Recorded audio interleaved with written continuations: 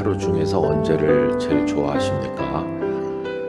저는 전에는 아침을 좋아했었는데 언제부터인지 저녁을 좋아한다고 할까요? 좀 더 이렇게 마음에 닿게 여긴다고 할까요? 저녁 시간이 참 의미가 있게 다가온다는 생각이 들었습니다. 그러면서 이제 많이 마음속에 즐겁게 생각하면서 종종 듣는 찬송이 때 저물어 날 이미 어두니, 그 찬송 아시죠? 그 찬송을 이렇게 연주하는 걸 들으면은 이렇게 마음이 차분하게 가라앉는 것 같은 느낌이 듭니다. 하루로 말하면은 태양이 바쁜 일정을 마치고 서산머리에 걸려서 그 마지막 붉은 빛을 드러내면서 온 세상이 약간 어둑어둑해지는 그 해걸음, 그때가 참 좋은 것 같습니다. 왜 그런지 이유는 잘 모르겠는데 하여튼 그때가 되면 참 좋은 것 같습니다. 그래서 저녁에 여러 가지 생각들을 많이 하게 되는데요. 저만 그런가 했더니 제 아내도 한 6시, 7시 이 무렵 되면은 좋다기보다는 하여튼 마음에 조금 느끼는 바가 있다, 그런 얘기 하는 걸 들었습니다. 여러분, 사람의 인생이 쇠털보다도 더 많다, 그 날수가 그렇게 말하죠. 365일 1년에 그렇게 100년을 살면은 36,500일을 삽니다. 오늘 아침에 저희 교회 장로님 하나님의 부르심을 받으셔서 장례 예배가 교회에서 있었는데요. 그 장로님이 지난 봄에 100세 생신을 하셨거든요. 그러니까 365일 곱하기 100하고 그리고 조금 더 사신 겁니다. 대단한 세월을 사셨죠. 근데 그래도 4만 날이 안 돼요. 365, 36,500일 되는 거죠. 90세까지 사는 분은 거기서 3,650일을 빼야 되는 거고 80세까지 사는 분은 그만큼을 한 번 더 빼야 됩니다. 쇠털보다 더 많다는 말은 좀 과장된 말이겠다, 그런 생각이 듭니다. 어쨌든 참 많은 아침, 많은 저녁을 반복적으로 맞이하고 보내면서 오늘까지 살아왔죠. 앞으로 얼마나 더 많은 아침을 맞이할 수 있을까, 또 얼마나 많은 저녁을 우리가 맞이할 수 있을까 하는 생각을 해볼 때도 있습니다. 목사님들이나 장로님들이나 다 교회 직분자들은 70세면 정년 은퇴하도록 되어 있습니다. 그래서 저도 젊은 목사였을 때는 아직도 갈 길이 멀었어 라고 생각했는데 요즘에는 이제 하나님께서 그만 손을 놔라 할 때가 다가온다 하는 생각을 가지고 있습니다. 법적으로 하면 12월 마지막까지 하는 거지만은 교회 여러 절차들을 생각을 해볼 때 굳이 12월 말까지 꽉 채울 필요가 있겠나 하는 생각이 들기도 해서 저 나름대로 은퇴하는 날을 정해놨습니다. 그래가지고 역으로 계산을 했어요. 그래서 지금 제가 일기를 쓸 때마다 괄호 안에 그 날수를 적어 놓습니다. 그래서 계속 줄어들고 있는 중이죠. 그 날이 하루하루 줄어드는 걸 느끼면서 보면서 무슨 생각을 하느냐 하면은 사역을 할 날만 줄어드는 게 아니고 이 땅에 숨 쉬는 날도 줄어들고 있다 하는 생각을 늘 가지고 있습니다. 그렇게 남은 시간을 세는 게 무슨 영적 유익이 있을까요? 다른 게 아니라 하나님 앞에 겸손하게 되는 것 같아서 좋은 것 같습니다. 그리고 제 마음속에 있는 욕심을 버릴 수 있도록 자극하는 것 같아서 좋은 점도 있고요. 얼마 살지도 못할 건데 뭐 그렇게 많이 욕심을 내나 하는 생각을 가지기도 합니다. 어쨌든 오늘도 2025년 10월 20일 오늘 새벽에 말씀드린 것처럼 한번 흘러가면 영원히 다시 오지 않을 날이 거의 대부분 지나가고 이제 저녁 시간이 됐습니다. 저는 이런 얘기를 하길 좋아하는데 하나님은 왜 이렇게 많은 저녁을 우리에게 맞이하도록 경험을 시키시는가? 왜 수도 없이 저녁을 맞이하게 하셨을까? 그것은 우리로 하여금 한 가지를 깨닫도록 하기 위함일 것이다. 그게 뭘까요? 언젠가는 하루의 저녁만 있는 게 아니고 인생 전체의 저녁도 있을 것임을 미리 깨닫고 준비하도록 하는데 그 목적이 있다고 생각합니다. 저녁이 되면 모든 것을 손에서 놓고 집으로 돌아가야 되는 것처럼 언젠가 우리 인생의 저녁이 오면 세상에 미련 가졌던 거 많지만 즐겼던 것도 많지만 다 내려놓고 우리 아버지 하나님께로 돌아가야 될 것입니다. 그때를 대비하도록 깨우치시기 위해서 매일같이 저녁을 맞이하게 하신다. 그래서 여러분 밀레라고 하는 작가의 만종 혹은 저녁종 이렇게 부르는 그림을 잘 아시지 않습니까? 들판에서 하루를 보내면서 일을 하던 부부가 멀리서 들려오는 예배당 저녁 종소리를 들으면서 경건하게 고개 숙여 기도하는 모습을 그린 아주 목가적이면서도 또 신앙의 냄새가 풍기는 그런 그림을 우리가 기억하고 있는데, 저는 응암교회 성도들께서 삶을 진지하게 믿음으로 사시다가 언젠가 저녁이 오면 기쁨으로 아버지 집에 갈 수 있는 그런 믿음의 모습을 살아가시기를 간절히 바랍니다. 그게 우리를 아주 깨끗한 그리스도인으로 지켜줄 것이다 하는 생각을 가지는 것이죠. 그리고 우리가 무엇보다도 그런 인생을 살아갈 수 있게 되는 배경에는 우리 주님의 사랑이 있기 때문입니다. 여러분, 우리는 길바닥에 발끝에 채이는 돌멩이가 아니라고 그러지 않았습니까? 얼마나 우리가 소중한 존재인지, 우리가 이 땅에 태어나기 전부터 하나님의 사랑이 있었고 이 땅에 태어나서 사는 동안에도 하나님의 사랑이 우리와 함께 하는 것이고, 우리가 부름받아 떠날 때도 하나님의 사랑이 우리를 보듬는 것이고, 영원한 하나님의 사랑이 우리와 함께 거하는 것입니다. 그걸 우리가 인식하지 못해서 그렇지 언제나 그러한 것입니다. 어떤 때는 하나님께서 우리와 함께 하시거나 사랑을 베푸시고, 어떤 때는 우리를 떠나시거나 사랑을 베풀지 않으시는 게 아니라 모든 순간 우리와 함께 계시고 모든 순간 우리를 사랑하시는데 우리가 영이 어두워서 그것을 알지 못할 뿐이다 하는 것입니다. 저는 성경을 우리 주님 중심으로 주님 주도적으로 읽어야 된다 이렇게 생각합니다. 여러분, 한 가지 예를 들어 보면 이런 거죠. 어느 날 예수님께서 가버나움에 가셨는데 그 길거리에 많은 사람이 예수님을 따라서 걷고 있었습니다. 얼마나 많은 사람들이 같이 걷는지 이렇게 몸이 막 부딪히면서 서로 밀치기도 하고 아마 그런 정도로 혼잡스러웠다고 생각하는데, 갑자기 예수님께서 질문하셨습니다. 누가 내 몸에 손을 대었느냐? 잘 아시는 이야기죠. 12해를 혈루증으로 앓던 한 불쌍한 여인이 예수님 뒤로 와서 앞으로 오지도 못하고 뒤에서 다가오는 거예요. 참 애처로운 생각이 들죠.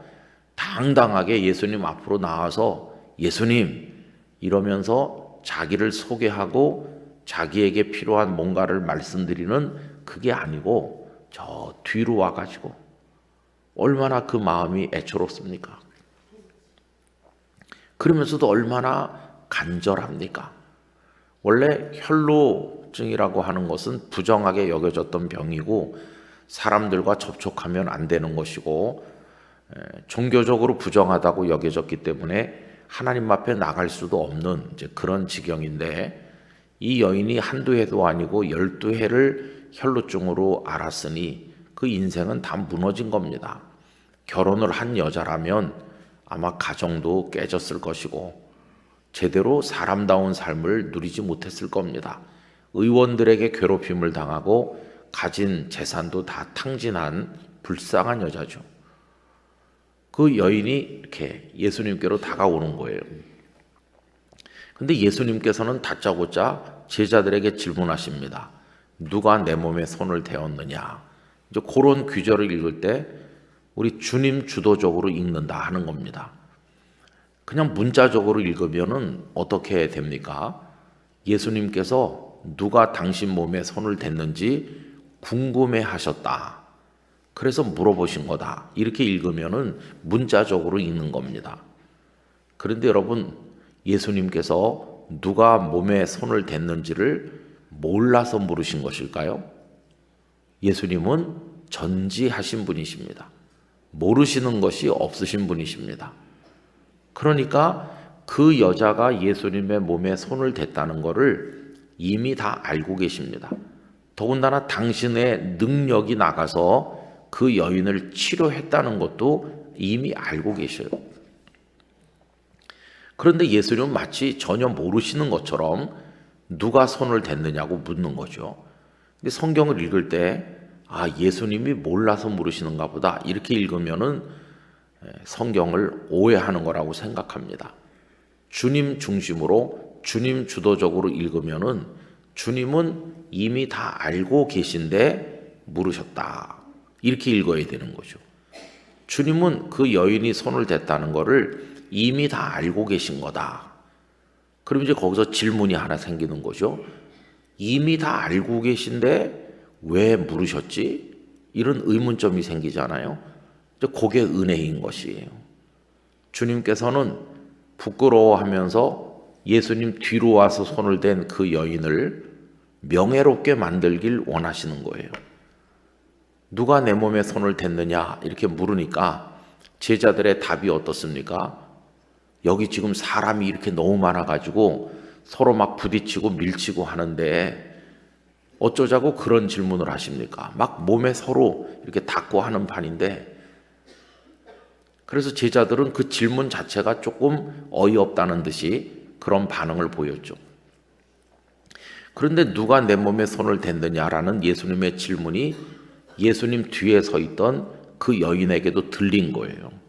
찔림을 받았어요. 예수님께서 다 알고 계시구나. 그래서 그 여인은 예수님 앞에 가서 고백을 하게 된 거예요. 제가 예수님 몸에 손을 댔습니다 하는 식으로 고백하지 않을 수 없는, 질문하시는구나 이렇게 느낀 거예요. 그래서 이 대목이 참 놀랐습니다. 예수님 뒤에 있던 여인이 예수님 앞으로 오게 된 거예요. 여러분, 저는 그거 읽으면서 참 감동 많이 받았어요. 등 뒤에 두는 사람하고 앞에 두고 마주 보는 사람하고 다르잖아요. 예수님은 우리를 등 뒤에 내버려 두시는 분이 아니십니다. 우리를 앞으로 오게 하셔서 한없는 사랑으로 바라보시는 분이십니다. 너 같은 거 보기도 싫다. 저 등 뒤에 안 보이는 곳에 저 구석에 가서 조용히 있어. 그게 아니고요. 예수님은 우리를 당신 앞으로 오게 하십니다. 우리를 바라보시는 거예요. 그게 이제 주님의 주도적으로 성경을 읽는 방식이죠. 저는 거기서 조금 더 그걸 진일보시켜서 이렇게 생각합니다. 그 여인이 가버나움에 사는 여인인지 이웃 마을 여인인지는 전혀 알 수가 없어요. 성경이 아무것도 언급하지 않기 때문이죠. 어쩌면 그 여인은 가버나움 주민일 수도 있고 아니면 이웃 마을에서부터 멀리 왔을 수도 있어요.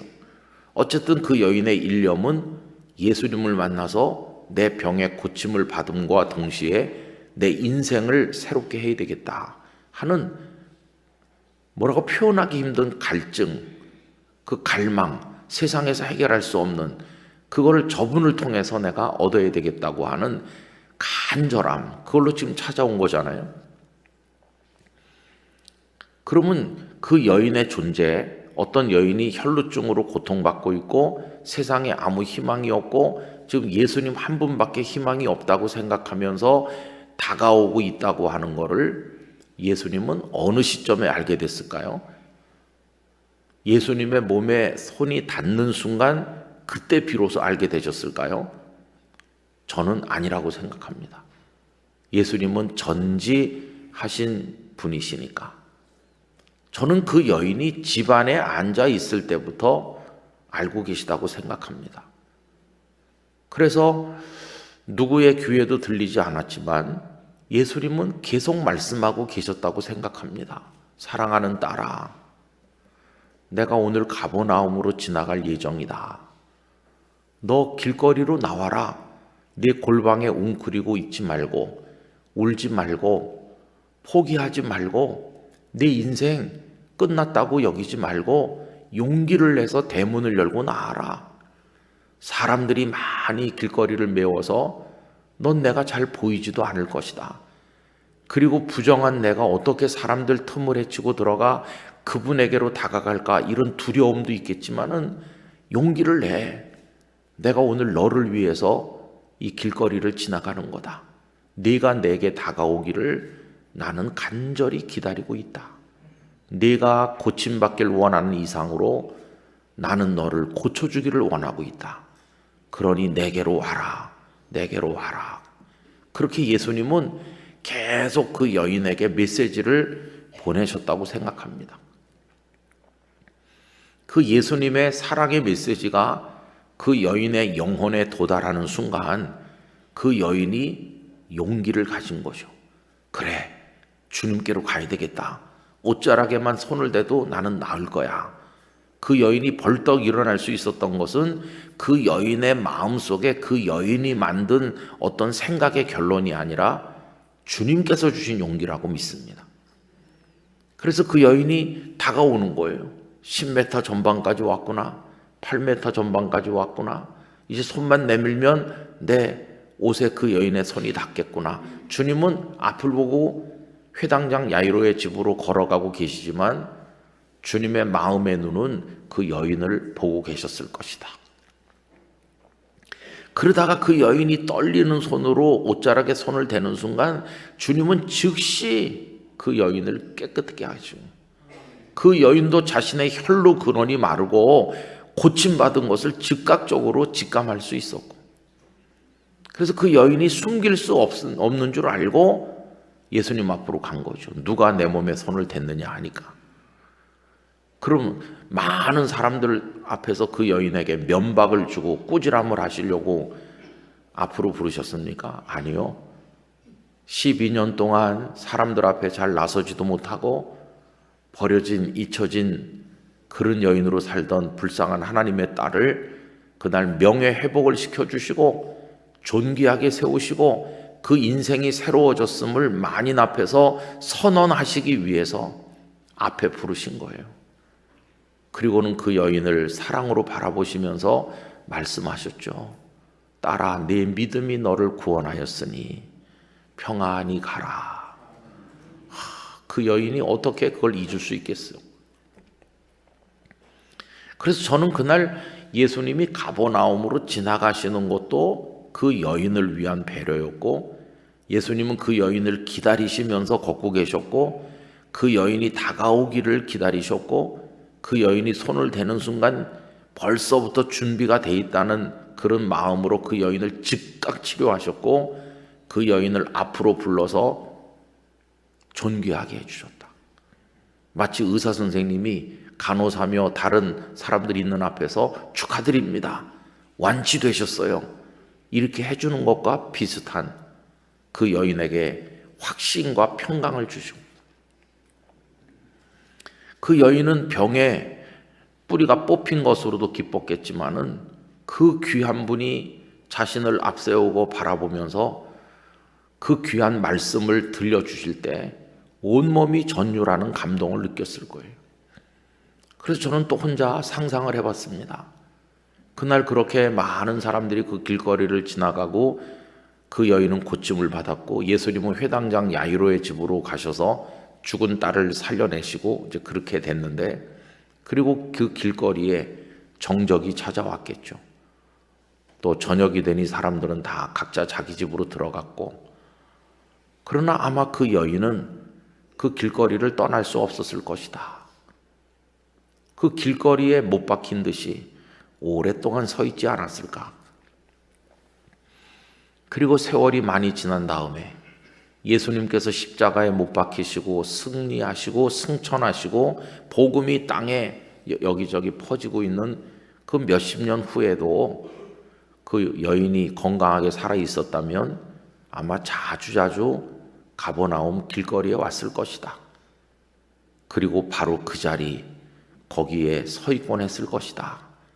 사람들은 오가면서 웬 여자가 저기 저렇게 서 있지라고 흘끼들끼 쳐다봤을지 모르지만 그 여인은 거기 서서 이렇게 고백했을 것이다. 주님, 바로 여기입니다.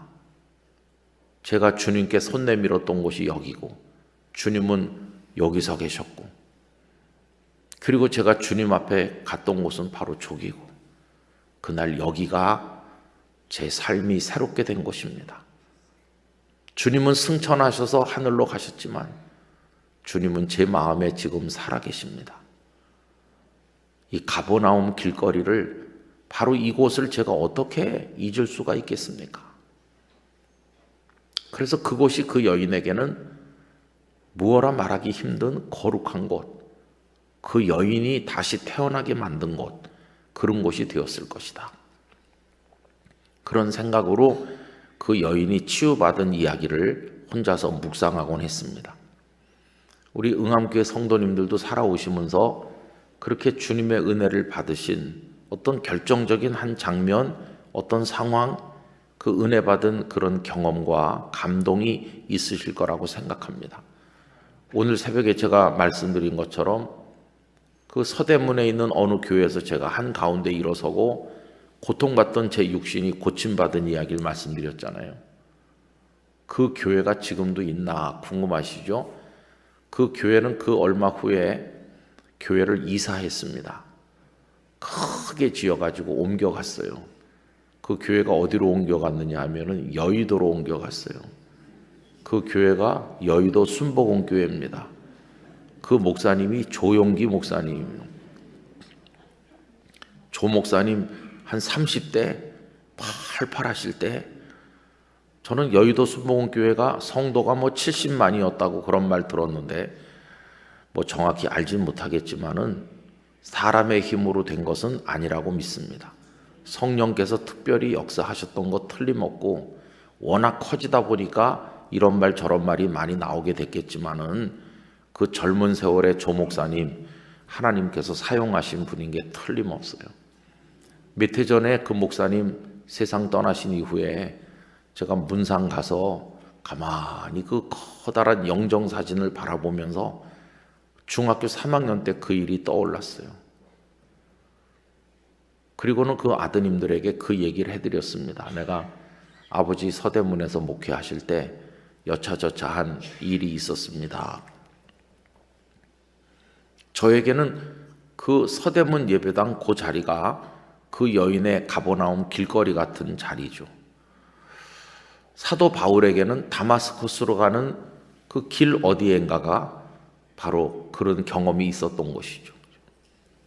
저는 이 여리고의 삭개오 이야기도 그런 방식으로 읽어보는 거죠. 왜 예수님은 여리고를 지나가셨을까?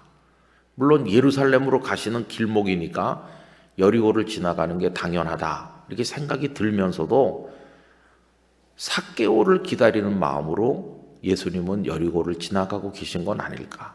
삭개오야, 나 지금 여리고로 지나가고 있어. 난 너 만나려고 지나가는 거야. 빨리 나와. 사무실 문을 열고 나와서 날 좀 봐. 너 맨날 세리장 그 돈 거기 빠져 살 거냐? 너의 알고리즘 틀을 깨뜨리고 좀 나와서 담장 밖에 넓은 은혜의 세계를 좀 봐라.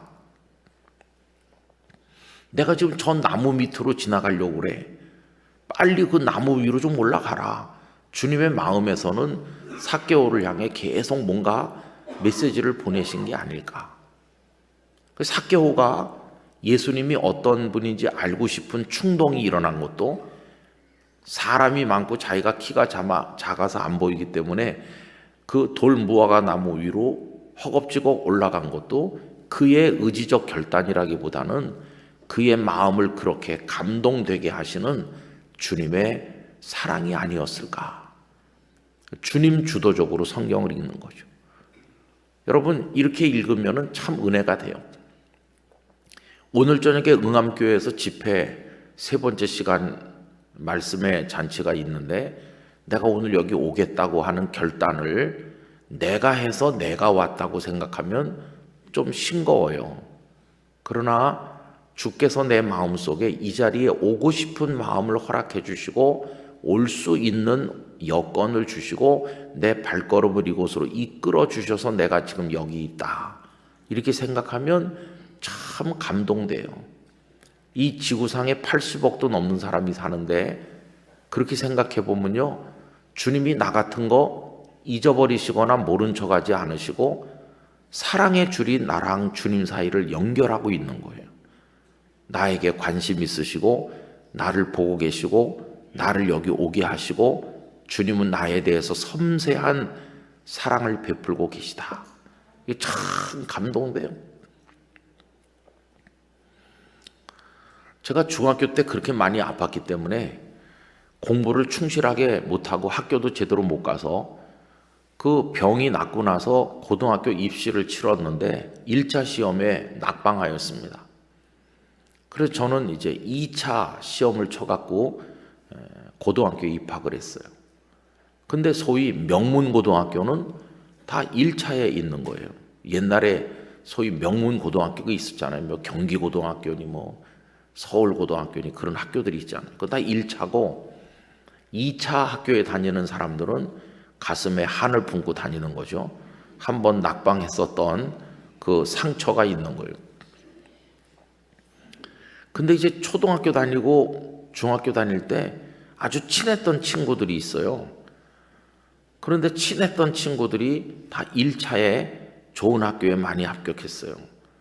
그래갖고 고등학교 1학년 한 몇 달 지나다 보니까 이놈들이, 나쁜 놈들이 날 배신하고 자기들끼리 뭔가 이렇게 서클 같은 걸 만들었어요.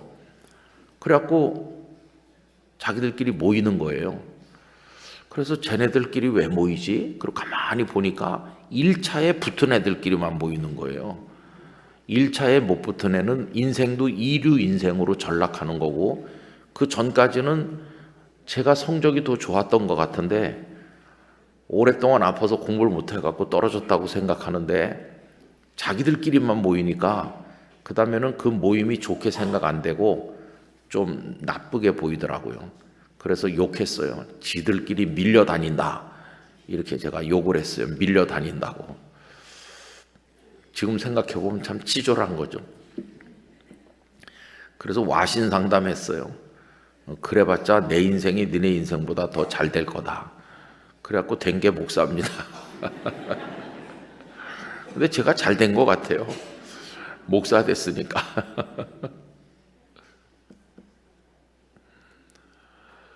근데 여러분, 세상은 그런 곳이에요. 세상은 괜찮고 좋은 직장에 다니면 알아주고 그렇지 않으면 그냥 열외로 시킵니다. 뭐 좀 성공한 사람은 VIP라고 그러고 그렇지 않은 사람은 안 알아줍니다. 그게 세상이에요. 그런 세상의 척도나 기준으로 생각해 보면 우리가 하나님 앞에서 선택받을 가능성이 있을까요? 가능성이 없죠. 그런데 어쩌자고 하나님께서는 나같이 보잘것없는 사람을 유심히 보시고 사랑의 줄로 이끌어 오시는지. 그래서 오늘 저녁에 여기 있는 거 주님의 사랑이 우리를 강권하셔서 인도하신 결과입니다. 그래서 여기 있는 겁니다. 내가 세상에서는 별로 내보일 게 없지만은 주님은 나를 그렇게 생각하지 않으신다. 그래서 그 혈루증 여인 얘기 아까 했는데 그렇게 보잘것없이 무너진 그 여인도 주님은 기다리면서 그 길거리를 걸어 내려가고 계셨을 것이다. 그게 그 여인을 향한 주님의 사랑이죠. 제가 그렇게 성경을 읽으려고 노력하는 이유는 우리가 하나님을 먼저 사랑하는 게 아니고 언제나 하나님께서 먼저 우리를 사랑하시기 때문이에요. 그 여인이 먼저 주님에게 나온 게 아니고 저는 주님이 먼저 그 여인이 나오기를 기다리고 계셨고 부르고 계셨다고 생각합니다. 모든 선하고 아름다운 일에 주님께서 하시는 일에 그 이니셔티브는 주님이 주고 계신 거예요. 주도권.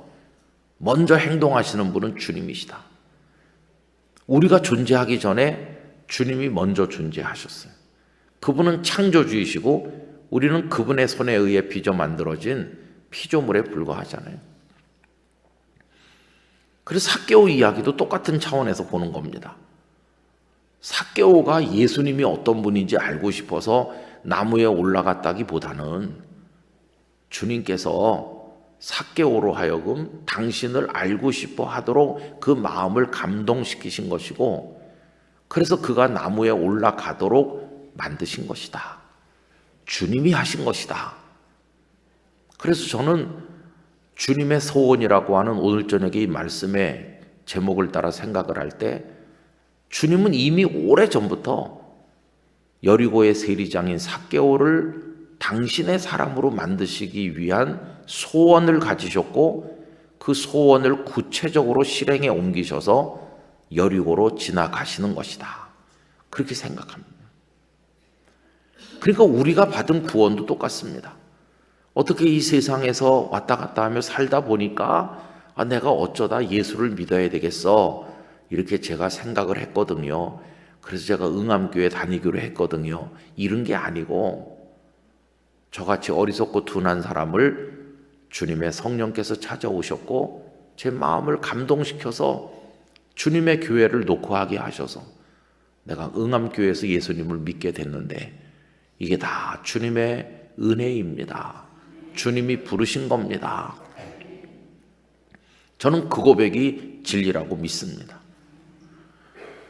주님의 소원은 다른 게 아니라 세리장이고 희망이 없고 창기보다 못한 대접을 받는 이런 사람도 아브라함의 후손으로 구원하시고자 하는 마음, 그게 주님의 소원인 것이죠. 삭개오가 이제 나무에 올라갔잖아요. 근데 주님은 처음부터 그를 기다리셨고 그를 부르셨고 그를 사랑하셨고 그를 구원하기로 작정하셨기 때문에 나무 밑을 휙 지나가시는 분이 아니세요. 그냥 통과하는 분이 아니세요. 왜요? 그에게 목적이 있으니까. 예수님께서 십자가를 지시기 위해 지금 예루살렘으로 가시는 건데, 다르게 표현하면 예수님의 목적은 십자가에 있는 게 아닙니다. 왜냐하면요, 십자가는 우리를 구원하기 위한 수단이잖아요.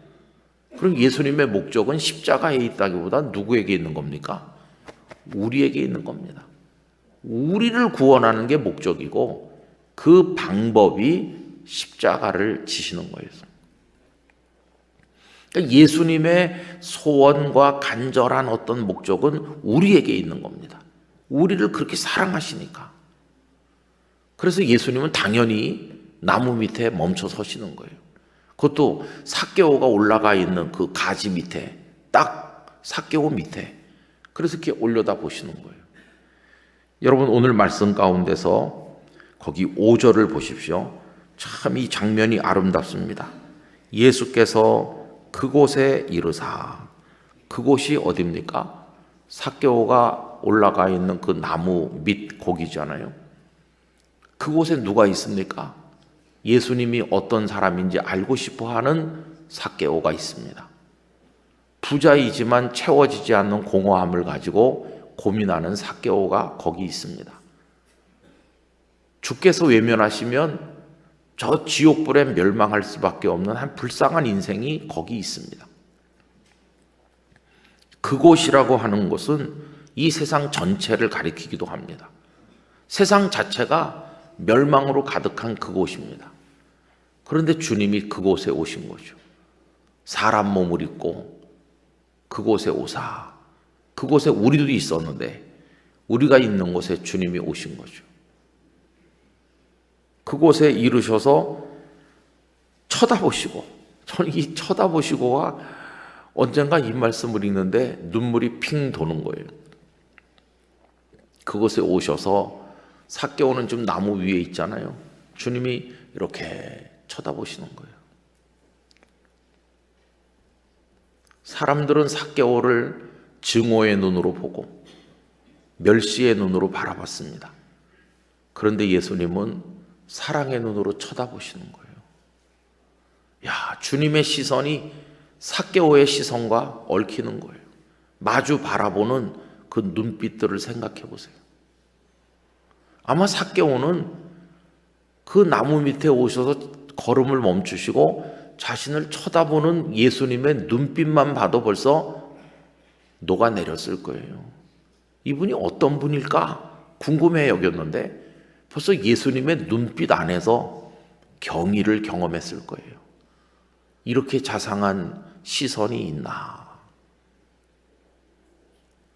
예전에 어렸을 때 어머니가 나를 바라보던 시선과 닮았구나. 내가 못된 짓 하고 돌아와도 나를 따뜻하게 안아주시던 다멘 그러지 말어 이러면서 옷에 묻은 흙먼지를 털어주던 아버지의 눈빛을 닮았구나. 이분은 도대체 누구신데 나를 이런 눈으로 올려다보시나. 여러분, 주님이 우리를 보고 계시다. 이거 정말 놀라운 감동이에요. 누가 우리를 본다는 게 어떤 때는 참 부담되기도 하지만 어떤 때는 행복하기도 한 거예요. 예전에 어떤 극장에 영화를 보러 갔어요. 그랬더니 지금은 그분의 소식을 모르는데 한때 한수산이라고 하는 소설 작가가 계셨거든요. 옛날에 그분이 쓴 육필 원고가 액자에 넣어져가지고 곳곳에 붙어 있는 걸 봤어요. 극장 안에. 그래서 극장에 소설 작가의 그 원고지가 그대로 이제 액자에 들어 있는 거예요. 어떤 액자를 이렇게 보니까 거기 짧은 글이 적혀 있는데 이런 내용이었어요. 정확히 옮길 수는 없지만은 왜 사람들은 찻집에 들어가면 문가에 앉지 않고 구석에 앉을까? 여러분, 찻집에 들어가시면은 문가에 앉지 않고 다 요즘에 카페 가셔도 구석진 자리에 먼저 가서 앉는 분이 많잖아요. 근데 그분은 해석을 이렇게 했어요. 문가는 문이 자꾸 여닫히고 바람이 들어오고 해서 그런 거다. 이렇게 해석하지 않고 사람들은 어두운 곳을 좋아하기 때문이다.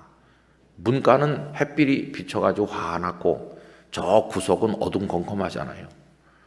그럼 왜 사람들은 어두운 구석을 좋아할까? 어머니의 자궁 속이 어두웠기 때문이다. 어두운 곳에 있다가 밝은 세상에 태어난 것을 무척 불편하게 생각하면서 본능적으로 어둠으로 접근하는 그게 우리 사람이라는 거예요. 그런 글귀를 적어 놓았는데 그걸 보면서 여러 가지 생각을 많이 했습니다.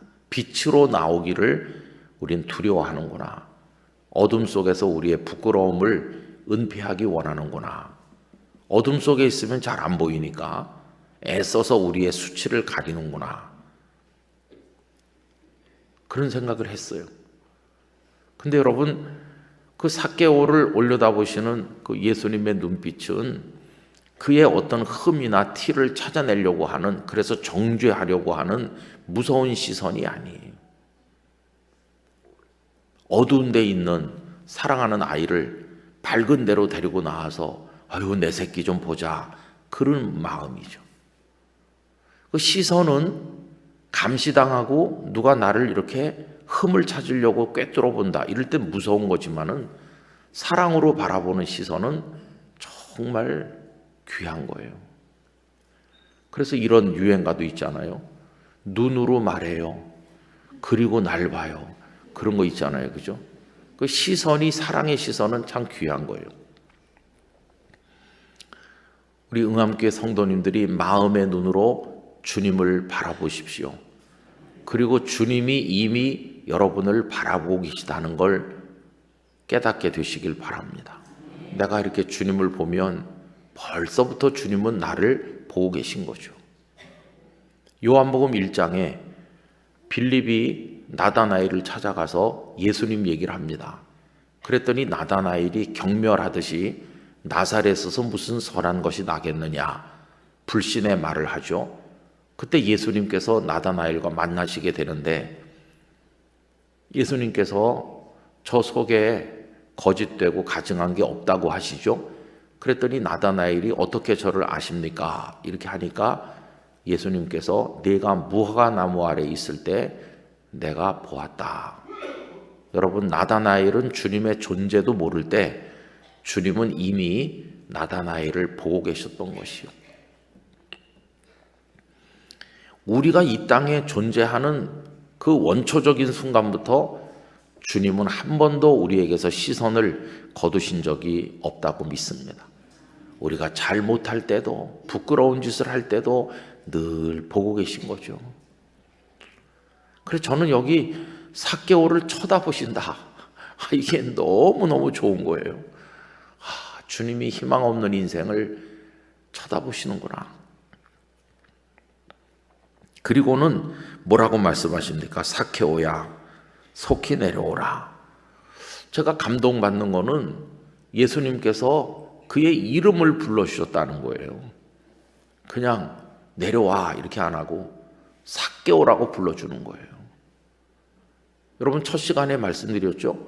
삭개오라는 이름은 깨끗한 사람, 의로운 사람, 그런 좋은 뜻이라고 그랬죠.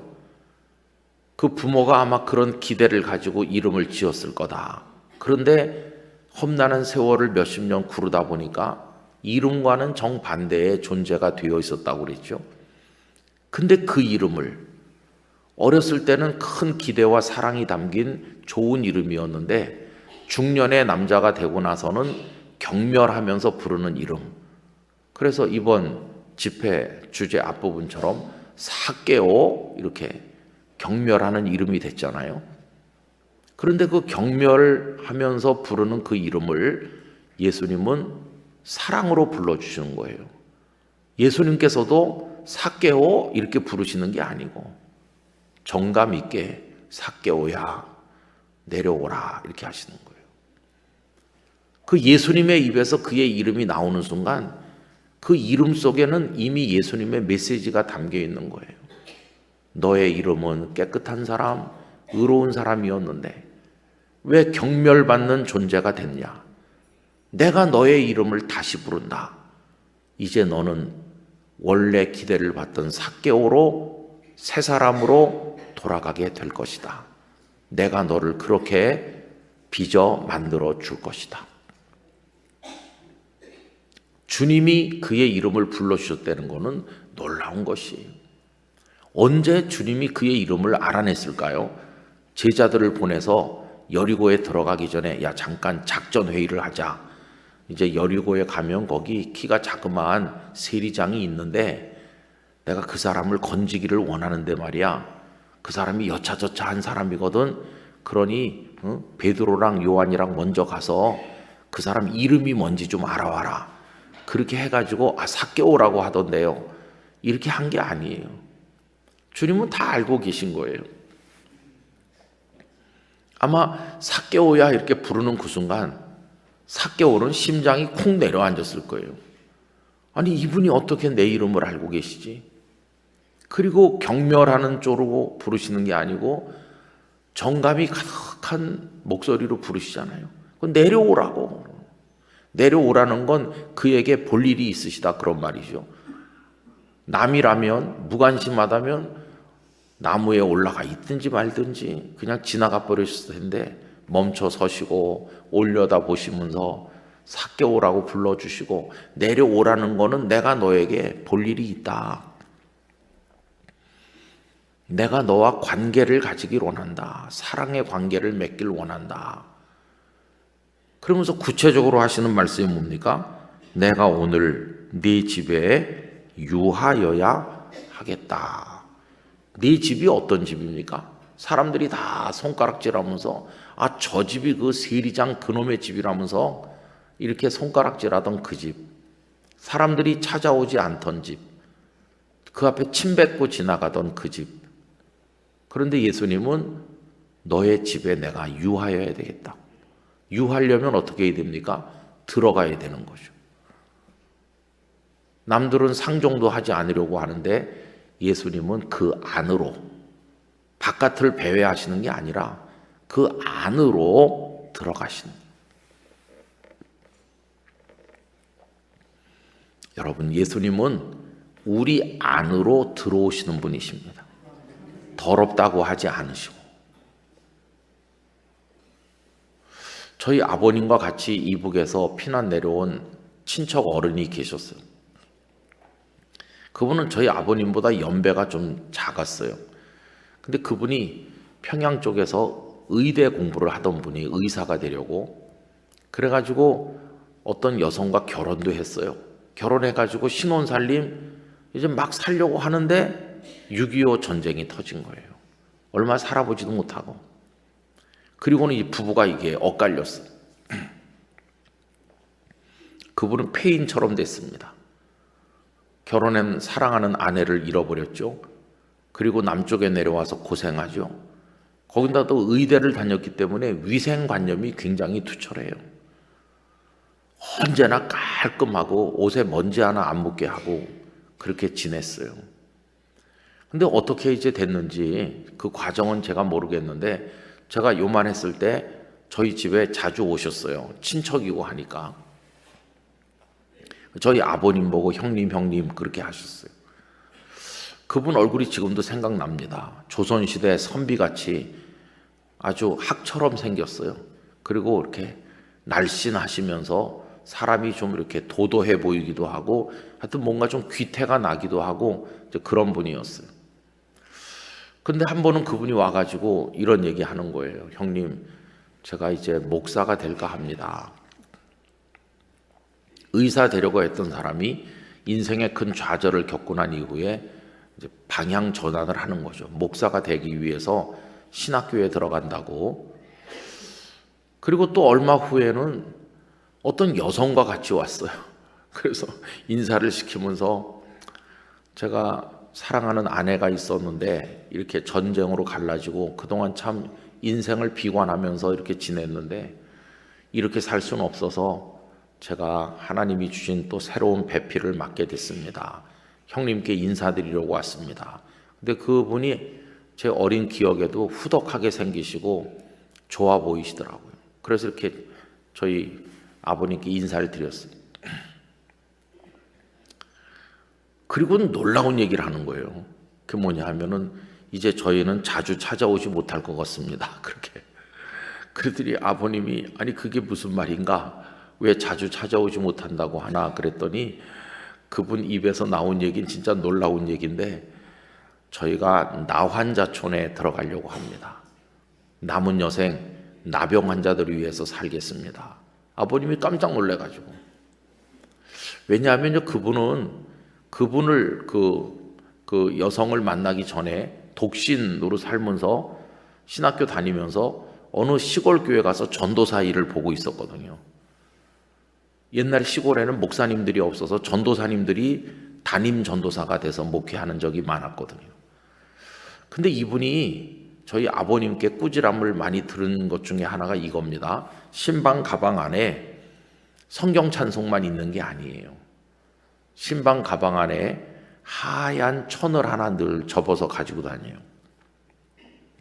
그걸 왜 가지고 다니냐 하면은, 농촌의 시골집에 신방을 가면은 뭐 지금은 다 시골 주택들도 개량 주택이고 뭐 새로 짓고 그래서 도예지 주택 못지 않지만, 몇십 년 전에 시골 주택은 뭐 흙벽에 도배도 안 하고 사는 사람들도 있고, 방 바닥에 막 흙이 그냥 제대로 청소 안 되면 그렇잖아요. 농사 짓다가 바짓가랭이 먼지 털면 그냥 방바닥에도 뭐 흙가루가 있고 그렇잖아요.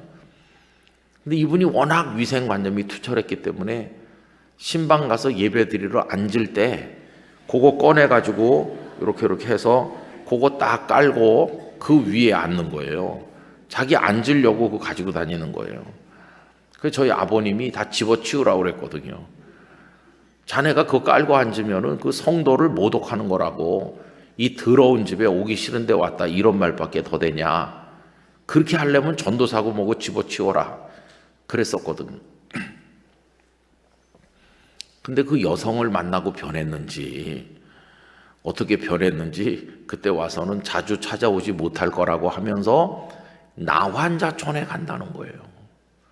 저희 아버님 뭐 우리 다 놀랬어요. 왜 그러냐 하면은 방바닥이 더럽다고 그거 깔고 앉던 분이 나병 환자 막 온몸이 썩어 들어가고 그러는 사람들하고 어떻게 같이 있을 수 있습니까? 그런 분이 도저히 나환자촌에 간다는 게 상상이 안 되잖아요. 근데 여러분, 예수 그리스도 안에서 그분이 진짜 변했어요. 이제는 내 몸에 나병이 감염돼도 좋고 나 환자들의 눈물을 닦아주면서 살겠습니다. 그렇게 들어가시고는 진짜 그 후로는 몇 번 안 왔어요. 거의 한 두세 번 오셨나. 진짜 그 나환자촌에서 삶을 마감하셨어요. 여러분, 예수 그리스도가 어떤 사람 안에 들어가면 사람이 그렇게 달라지는 거죠. 그런데 그분이 그 나환자촌에 들어가잖아요. 그 나병 환자들의 인생 속으로 들어가잖아요. 그것처럼 예수님이 지금 더러운 세리라고 하는 삭개오의 인생 안으로 들어가시는 거예요. 내 집에, 그것도 또 유하여야 되겠다고. 내 집에 잠깐 들르겠다 이렇게 하신 게 아니라 유한다 이렇게 번역된 단어를 썼는데, 여기 헬라어 단어가 메노라고 하는 동사거든요. 이 메노라는 동사는 잠시 앉아다 떠나는 그런 걸 말하는 게 아니라 오랫동안 거기 머무는 그런 개념이에요. 그 예수님은 오늘 네 집에 유하여야 하겠다는 거는 시간에 쫓기듯이 마지못해서 잠깐 들러서 물이나 한 잔 마시고 떠나는 그런 게 아니고 그냥 거기 그냥 주저앉듯이 그냥 마치 거기 살기라도 하려는 것처럼 내가 너의 집에 그렇게 머무르고 싶다, 그렇게 표현하시는 거예요. 그러니 요 5절에 담겨있는 내용이 나무 밑에 오신 것도 그렇고 거기 멈춰 서신 것도 그렇고 그의 이름을 불러주신 것도 그렇고 그를 쳐다보시고 내려오라고 하시고 내가 네 집에 오랫동안 좀 있어야 되겠어 라는 식으로 말씀하는 것도 그렇고 삭개오의 가슴이 진동될 수밖에 없는 거죠. 여러분, 이게 복음입니다. 우리 안에 들어오셔서 우리와 함께 머물러 계시는 은혜, 그걸 임마누엘이라고 하는 것입니다. 예수님께서 사람 몸을 입고 이 땅에 오셔서, 그래서 마태복음 1장 23절이 이사야 7장 14절을 인용하고 있죠. 보라, 처녀가 잉태하여 아들을 낳을 것이요 그 이름을 임마누엘이라 하리라 하셨으니 이를 번역한즉 하나님이 우리와 함께 계시다 함이라. 들어오셔서 우리와 함께 머물러 계시는 거죠. 마태복음 1장은 임마누엘로 시작합니다. 마태복음은 28장까지 있습니다. 그런데 그 28장 맨 끝절 20절이 뭡니까? 볼지어다 내가 세상 끝날까지 너희와 항상 함께 있으리라. 그렇게 마태복음이 마무리되거든요. 이러고 보면 주께서 우리 안에 들어오셔서 우리 안에 머물러 계시는 거, 유하시는 거, 그래서 우리와 임마누엘 되어주시는 그 사랑, 이게 얼마나 큰 것입니까? 근데 지금 삭개오에게 그 말씀을 하시는 거예요. 여러분, 여기서 예수님의 소원이 느껴지지 않습니까? 주님의 소원은 우리와 함께 있는 겁니다. 우리 안에 들어오는 겁니다. 우리와 같이 계시고 싶어 하셔요. 그것도 또 우리 속에 깊은 데 들어오셔서, 그게 주님의 마음입니다. 여러분, 그 주님의 마음을 외면치 마시기 바랍니다. 주님 어서 오시옵소서. 맨발로 달려나와서 영접해야 되는 거죠. 그 삭개오의 반응이 어떤가요? 6절 보시면 급히 내려와 즐거워하며 영접하거늘. 이게 우리 주님께 보여야 될 태도입니다.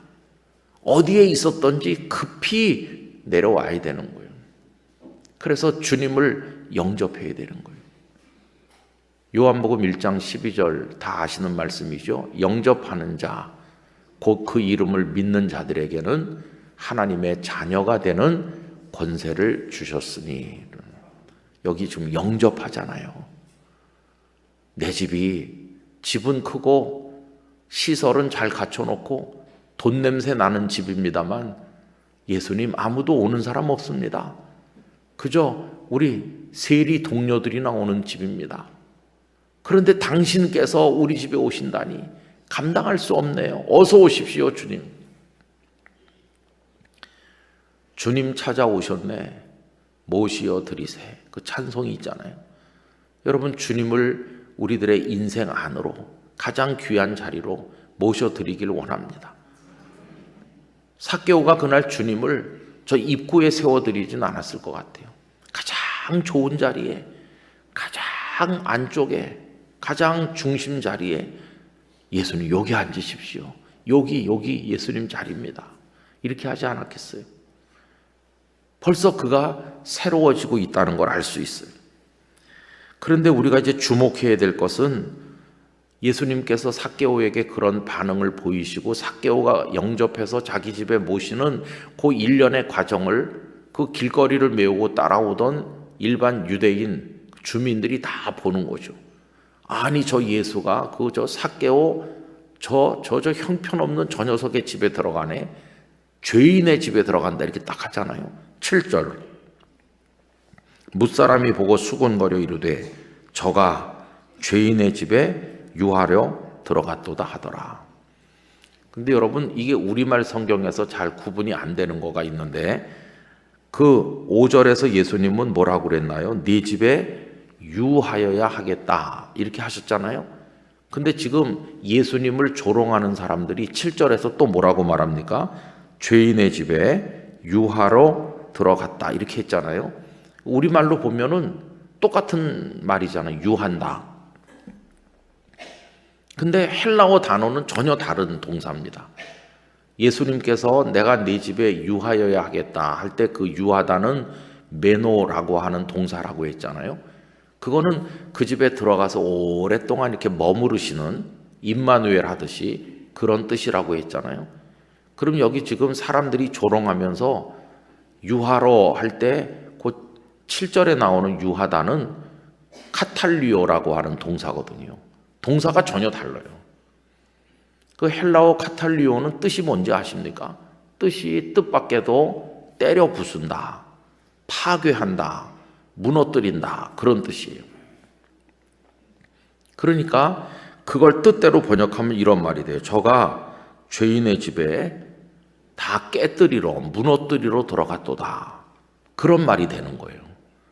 그래서 우리말로 의역을 해가지고 유하러 들어갔도다 이렇게 번역한 건데 저는 이 귀절이 참 신학적으로 의미심장하다고 생각해요.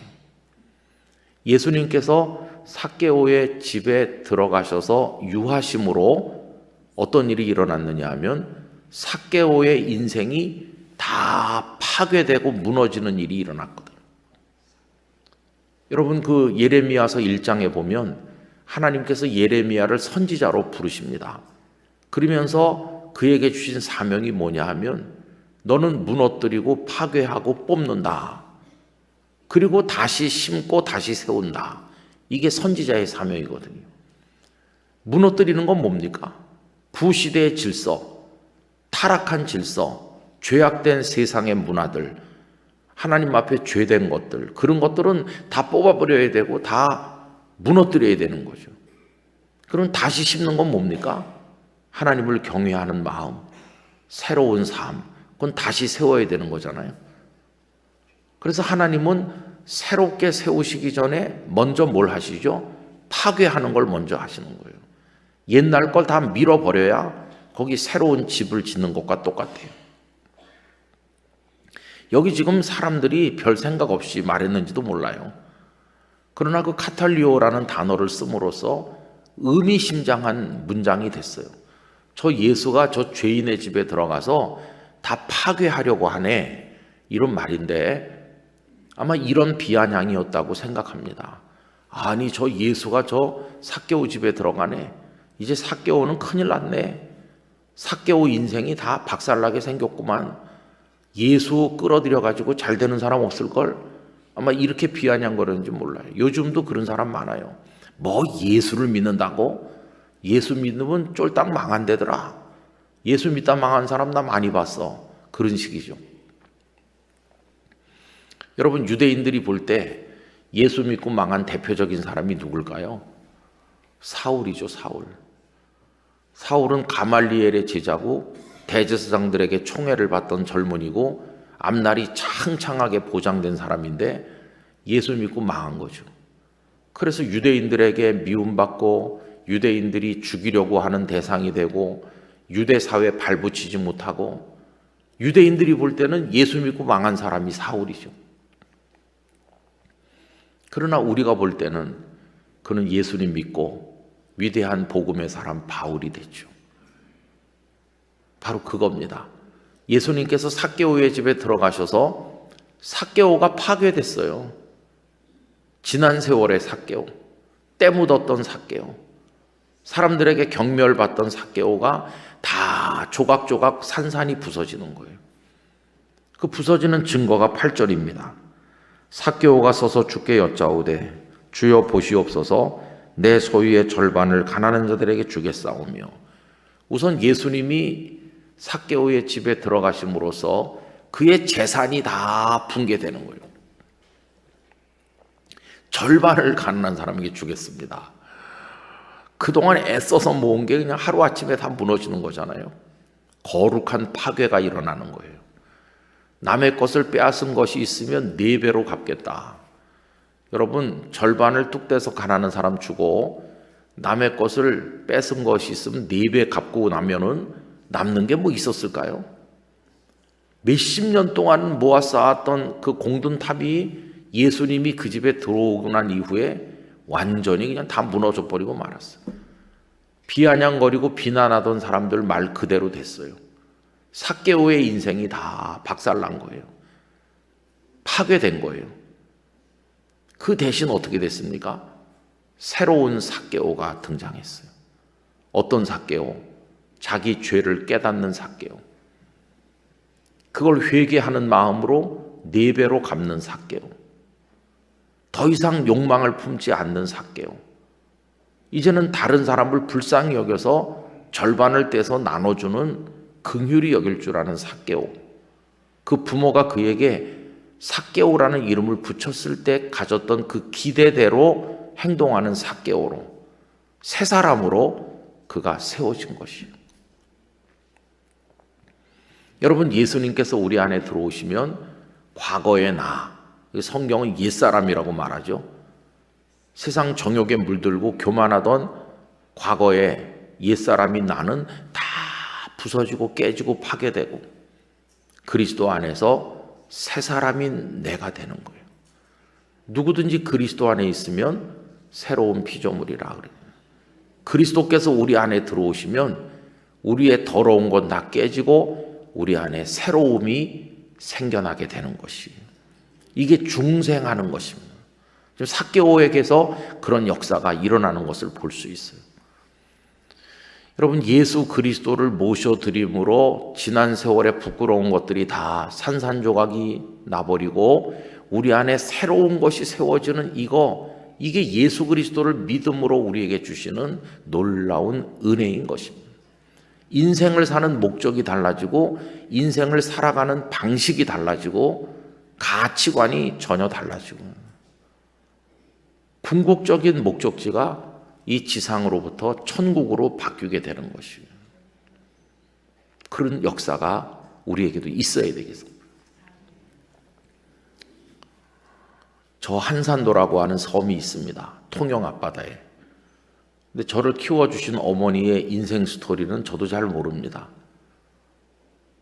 어느 날 갑자기 저를 보더니 내가 얘를 키워서 목사를 만들겠습니다.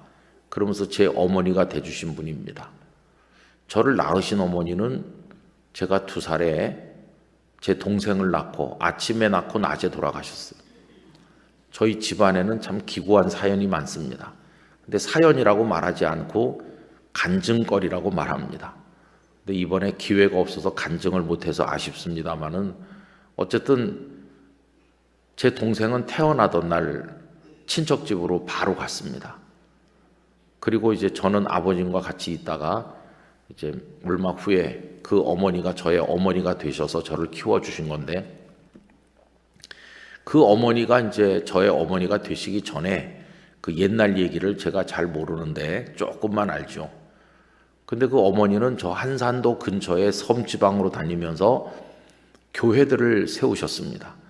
무슨 신학을 공부한 것도 아니고 그냥 전도를 하셨어요. 기구한 사연이 있으셨죠. 만주 벌판으로 돌아다니시면서 사연이 많으신 어머니신데 합동 측 교회 다니는 철공소를 크게 하시던 모 장로님 가정이 충무시에 사셨는데 통영에 저희 어머니를 생활비를 매달 드리면서 섬지방에 전도하시오 이렇게 파송을 해가지고 전도사는 아니고 그냥 전도 부인 그런 호칭으로 불리면서 예수 믿는 사람 한 명도 없는 곳에 다니면서 전도하시죠. 그래서 한산도에도 저희 어머니가 세운 교회들이 있고 그래서 여러 해 전에 저희 애들 데리고 가서 여기가 어머니 너희 할머니가 세운 교회다. 예배당도 짓기도 하시고 그랬거든요. 근데 이제 저희 어머니가 이제 그 지방으로 다니면서 이제 그렇게 하면서 섬 사람들을 많이 알게 됐는데 그때만 해도 정말 우리나라가 가난하던 데니까 섬에서 태어난 사람들은 공부를 거의 못합니다. 남자애들은 그래도 뭐 어떻게 해서든지 뭐 중학교라도 가르치는데 여자 아이들은 학교를 거의 안 보냈어요. 그래서 저희 어머니께서 그 부모들을 만나서 아무리 딸이지만은 이렇게 하다가 그냥 시집이나 보내는 거 불쌍하지 않냐. 그러면 그 딸들을 나한테 맡길 수 있냐. 그런 그 부모님들이 아이고 전도 부인에게 맡기겠습니다. 저희 어머니가 그런 초등학교 나이쯤 된 아니면 중학교 들어갈 나이쯤 된 그런 올망졸망한 여자 아이들을 서울로 많이 데려왔어요. 그래가지고는 옛날엔 식모라고 그랬잖아요. 식모. 좀 여유가 있는 경제적으로 안정된 믿음의 가정에 이렇게 소개해가지고 보내요. 근데 저희 어머니 조건은 두 가지였습니다. 첫째는 매달 월급을 줘야 되는데 그 월급을 주지 말고 통장에 모아서 나중에 어른이 되면 목돈으로 주십시오. 그 대신 매달 꼬박꼬박 그걸 저축해 주세요. 그게 조건 중에 하나였고 또 한 가지는 이제 공부를 시켜주세요 하는 게 조건이었어요. 뭐 교회에 데리고 가는 건 당연한 것이고. 그래서 을지로 사가에 우리 친척 할아버지 할머니가 있었는데 상당히 여유롭게 사는 자녀들은 다 결혼시켜서 두 양주만 계시는데 심부름할 아이도 필요하고 하니까 이제 그 댁에 한 명 갔어요. 저보다 나이가 많기 때문에 제가 누나 그러면서 따라다녔는데 근데 우리 먼 친척 되시는 그 을지로 사시는 어른들이 그 약속을 지키는 거예요. 매달 그 딱 생활비 그 수고비 주는 거 저축을 하고 통장에 그리고 저희 어머니한테 이만큼 모여줬다 이렇게 보여주고 그리고 교회 늘 데리고 다니고 그리고 이제 공부를 시켜줬어요. 그래서 고등학교까지 공부를 시키고 딸같이 생각하는 거죠. 그러다가 원래는 고등학교까지만 공부시켜주는 조건이었는데 그 댁에서 기왕이면 대학도 공부시켜주겠다. 그래서 대학에 입학을 했어요. 그러니 그 깡시골 섬에서 와가지고 대학생이 됐으니 이거 정말 대단한 거 아닙니까? 그런데 여러분 어느 날 그 누나가 그냥 하늘로 솟았는지 땅으로 꺼졌는지 없어졌습니다. 아무리 찾아도 어디 갔는지 알 수가 없어요. 그 부모님에게도 연락하고 딸이 없어졌다. 그래서 우리는 그냥 그대로 없어졌다고 생각했어요. 너무나 비통한 거죠. 뭐 온다 간다 말도 없고 아무것도 없는 거예요. 그렇게 한 10년이 넘게 지났을 거예요. 그런데 저희 가족이 다니던 교회로 그 누나가 보낸 편지가 도착했어요. 10장도 넘는 눈물에 젖은 정말 잉크가 번진 그런 편지가 도착했어요. 사진 2장이 들어있고 저희 어머니를 어머니라고 불렀는데 어머니 죄송합니다. 제가 이렇게 갑자기 없어져서 얼마나 걱정하셨어요. 이렇게 시작해가지고 그동안에 어떻게 지냈는지 그 사연이 쭉 적혀 있는 거예요. 알고 보니까 이 누나는 대학에 다니면서 펜팔을 했어요. 요새는 펜팔 같은 게 없죠. 다 카톡으로 하고 말고 만나서 하고 말지 펜팔 하는 사람 없을 거예요. 펜팔이 뭔지는 아시나요? 네. 옛날에 무슨 주간 잡지 맨 뒷장에 보면은 펜팔 합시다 그러면서 사람들이 자기 주소 이런 거 올리면은 그냥 아무 주소나 붙들고 편지를 주고 받는 거예요. 그래서 이 누나는 주소가 사서함으로 되어 있는 어떤 남자랑 편지를 주고 받다가 정이 든 거예요. 상대방이 편지를 아주 잘 쓰는가 보죠. 또 답신을 보내고 또 편지가 오고 또 답장을 보내고. 그래서 누나가 그 사람한테 이렇게 편지만 주고받지 말고 만나고 싶습니다. 그랬더니 상대방이 저는 만날 수가 없습니다. 아니 이만큼 우리가 편지로 정이 들었는데 왜 만날 수 없습니까? 만날 수 없는 곳에 있습니다. 거기가 어디입니까? 광주 교도소입니다. 왜 무슨 죄로 교도소에 갇혔나요? 저는 사람을 죽여서 사형수입니다. 내일 아침에 사형 집행될지 좀 더 있다 될지 제 생명은 날마다 마지막 날을 사는 것처럼 사는 사형수고 만날 수 없다. 근데 이 누나는 광주 교도소에 찾아가서 면회를 신청해 갖고 만난 겁니다. 만나가지고는 그 남자한테 꽂혔어요. 그리고는 학교고 뭐고 다 집어 던지고 내려간 겁니다. 그래서 없어진 거예요. 우리한테 말하면 못 가라고 할 게 뻔하니까 가서 그 교도소 앞에 방어도서 살면서 그 남자를 위해서 구명 활동을 하는 거예요. 매일같이 면회 가고 그리고 법무부 장관에게 매일같이 탄원서를 보내서 이 사람을 구명해 주면 내가 새 사람 만들겠다고. 아이고 참. 여러분 그 옛날에 요새같이 TV가 보급되기 전에 라디오 방송 처음 듣고 그럴 때 MBC 라디오에서 연속 방송국 하는 것 중에 법창야화라는 게 있었습니다. 요즘식으로 말하면 그것이 알고 싶다나 무슨 사건 뭐 이런 거 다루는 건데 하여튼 법원과 관련된 그런 사건들을 이제 방송하는 그런 연속 방송국이 있었어요. 한 달에 한 편씩 하는 거예요. 근데 이 누나의 사연이 그 법창야화에 방송이 될 정도로 유명했어요. 저 높은 곳을 향하여인가 무슨 그 비슷한 제목이에요. 그 사연이 이겁니다. 법무부 장관에게 편지만 보내는 게 아니고 광주에서 서울까지 수시로 올라와서 법무부 장관 면회를 요청하고 그 남자를 구명해 주면 내가 새 사람 만들겠다고 하도 하니까 성경에 나오는 어떤 과부가 자신의 억울한 상황을 재판장에게 계속 가서 때를 쓰는 딱 그런 식이에요. 기적이 일어났습니다. 사형수인데 사람을 둘인가 죽였는데 사형수인데 무기수로 감형되는 기적이 일어났습니다. 그 다음에 그 사람은 이 누나를 만난 다음부터 희망을 가지기 시작했고 그 안에서 모범수가 돼가지고 열심히 사니까 그런 게 참작이 돼가지고 무기수로 감형됐고 그 다음에 무기수에서 형이 조금씩 줄어들다가 몇 해 지난 다음에는 가석방으로 풀려 나오게 되고 대통령 특사 그래가지고 사형수가 바깥 세상에 나온 겁니다. 그러면 뭐 했을까요? 딴딴따다 이렇게 했어요. 그래가지고 애기도 난 거예요. 애기. 그게 다가 아니에요. 당신 이제 새 삶을 살아야 되는데 뭐 하면 되겠나. 그래서 우리 교단은 아닙니다만은 신학교에 보내서 전도사가 된 거예요. 그래서 어느 시골 교회 목회자가 됐어요. 시골 교회 강대상 앞에서 세 식구가 아기 안고 찍은 사진 한 장, 그 다음에 예배당 저 앞에 마당에서 또 찍은 사진 한 장, 사진 2장을 그 안에 넣어가지고 보낸 거예요.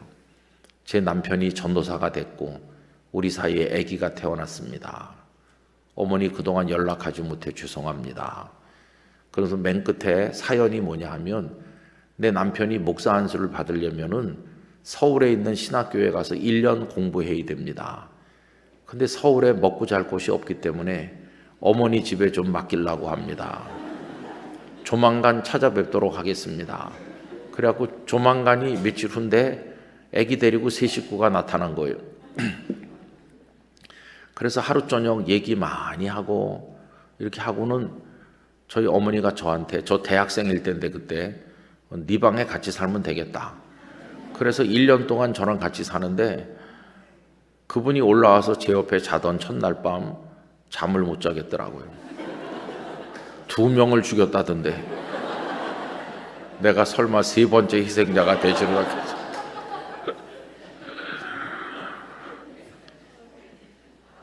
그분은 훌륭한 목사님이 됐습니다. 깡시골에서 목회하는데 얼마나 내외가 열심히 목회하는지 하나님의 은혜를 주셔서, 여러분 시골 교회가 부흥하기는 어려운 건데요, 그 깡시골에 예배당을 새로 짓는데 2층 예배당을 짓고 성도가 200명이나 모이고, 그 깡시골에서 그 목사님도 하늘나라 가신 지가 오래됐고 그 누나는 지금 거의 80세 됐는데 아직 건강하게 살아있어요. 저희 어머니 장례식에 와서 제일 많이 울던 그 누나 지금도 종종 연락하고 그래요. 사연이 기구하죠. 그 아기가 또 장가 가서 잘 살고 그래요. 근데 그 목사님이 저랑 같이 1년 있으면서 이런 얘기 했어요. 은성아, 내가 어떤 사연을 가진 사람인지 다 알잖아. 나는 배운 것도 없고 무식한 목사인데 내가 제일 잘할 수 있는 게 하나 있어. 그게 뭐냐 하면은 죽어야 될 죄인이 용서받는 게 뭔지를 설명하는 거. 그거는 내가 이 세상에서 제일 잘 설명할 수 있다. 사형수였었는데 용서받고 새 사람 됐잖아요. 그래서 예수님을 믿고 죄 씻음 받고 하나님의 자녀가 되고 구원받는 이 감격에 대해서 나만큼 실감나게 설명할 수 있는 사람 없을 거다. 그러면서 당신이 새 사람 된 이야기, 그거를 저한테 많이 말해줬어요. 여러분, 그분은 과거에 사람을 죽인, 그러나 지금은 새 사람, 그죠? 예수 그리스도 안에서 새 사람. 과거의 모든 건 다 파괴됐고 사라졌고 예수님은 그 안에 새로운 사람을 만드신 거죠. 과거의 삭개오는 사라지고 새로운 삭개오가 등장하는 거예요. 여러분, 이게 복음 아니고 뭐겠어요, 그죠? 얼마나 놀랐습니까? 그래서 주님의 소원이라고 하는 오늘 저녁의 말씀의 제목은 결국 이겁니다.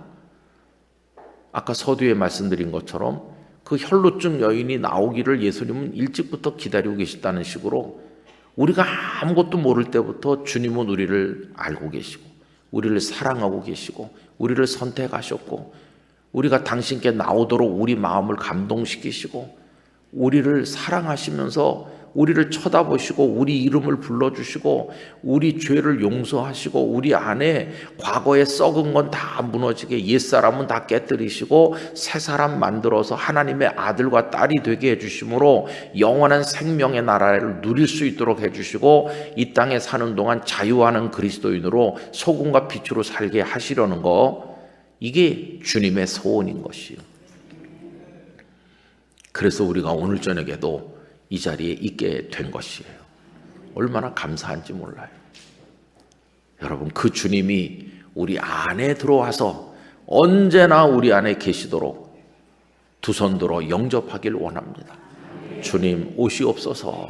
제 가정에 오시고 제 영혼에 오시고 언제나 제 안에 계시면서 저를 날마다 깨뜨릴 건 깨뜨리시고 새로 세우실 건 세우시면서 주님, 저를 인도해 주시옵소서. 주님이 그렇게 하실 때 저를 주님께 맡기고 주 안에 아름다운 사람으로 사는 게 저의 소원입니다. 그렇게 응답하면서 우리 응암교회 성도들 행복한 주님의 사람 되시기를 축복합니다. 이제 조금 남았는데 그 조금 남은 거는 내일 새벽에 개봉박도 하니까 가서 빨리 주무시고 내일 새벽에 오시면 되겠습니다. 그래서 우리가 오늘의 삭개오처럼 주간에 새로워지기를 간절히 축복합니다. 기도하겠습니다. 거룩하신 아버지 하나님이시여, 우리 주님의 소원은 4개월을 새롭게 하시는 것이요 구원하시는 것이 어떠시 오늘 저희를 구원하시는 것이 주님의 소원이며 주님은 우리를 이미 구원하신 줄로 믿습니다. 이제는 주 안에 거하고 주님 우리 안에 거하시면서 우리 속에 날마다 새로운 것을 만들어 가실 때 기뻐하고 감사하며 살아가게 하여 주옵소서. 남은 집회를 주님의 손에 맡겨드립니다. 예수님의 이름으로 기도하옵나이다. 아멘.